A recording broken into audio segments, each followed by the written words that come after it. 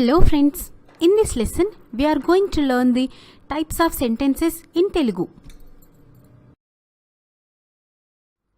Sentences are 4 types based on the matter contained in it.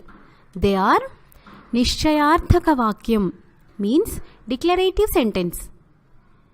Prashnarthaka Vakyam means interrogative sentence. Prarthanarthaka Vakyam means imperative sentence. And Ashcharyarthaka Vakyam means exclamatory sentence. Nishchayarthaka Vakyam. Nishchayarthaka Vakyam makes a statement. It can be either positive or negative. Ramu Patham Chadivadu.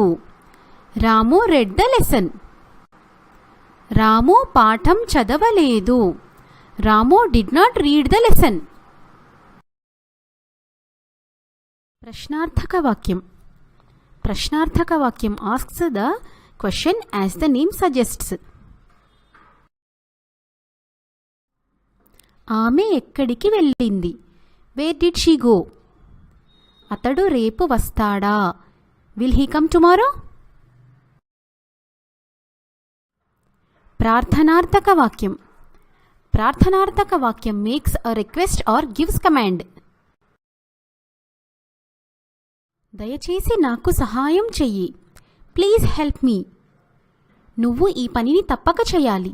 You must do this work. Ashcharyarthaka Vakyam.